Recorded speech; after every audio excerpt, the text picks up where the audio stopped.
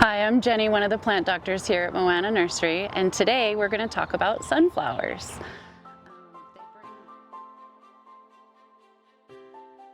Typically, sunflowers are mostly known for their habit of tracking the sun across the sky. But contrary to popular belief, they only do this while the plant is developing. So the leaves and the flower buds will track the sun across the sky, maximizing their exposure for that period of time. But then once the blooms open, they do stop that daily motion and typically face themselves toward the east. So they strike a pose and stay there.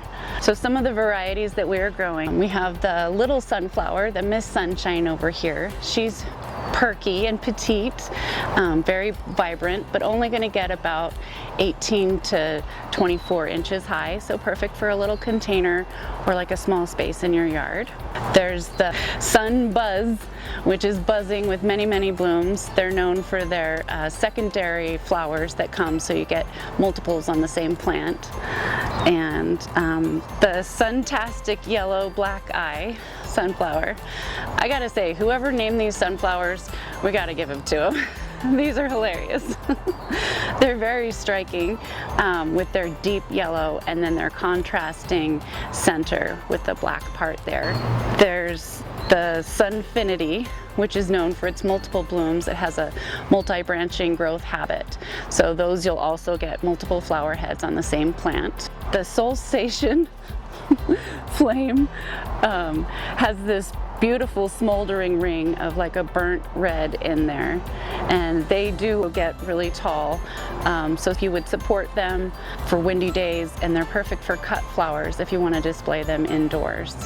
And if you're going to cut those flowers, you want to do it at the time where the flower fully opens but before the seeds inside start to ripen, so right in that time period.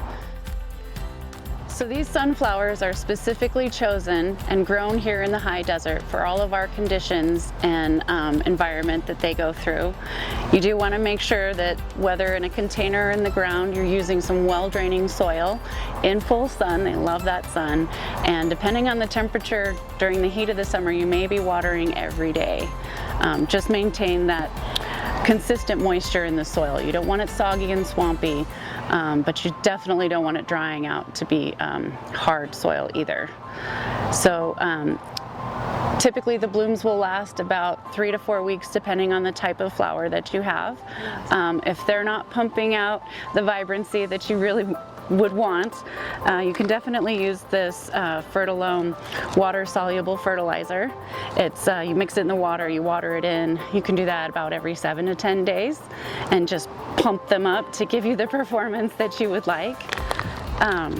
Once the blooms start to fade a little bit, if you want to leave them out for the birds, the finches and the chickadees, they just love those seeds, and they're really cool to watch when they're getting on your flowers. If you would like to harvest the seeds for yourself, you do want to wait until the back of the flower head starts to turn a little bit yellow. There'll be like crevices of a little bit of brown. The seeds obviously will be formed and they'll separate easily from the head of the flower. And then you would want to dry those out before storing them for yourself for eating. So whether you're looking for a treat for the birds or to bring joy to your yard with bright pops of color, you can come on in and choose your favorite one, and we'd love to help you with that. And you can have a bright, happy summer with them.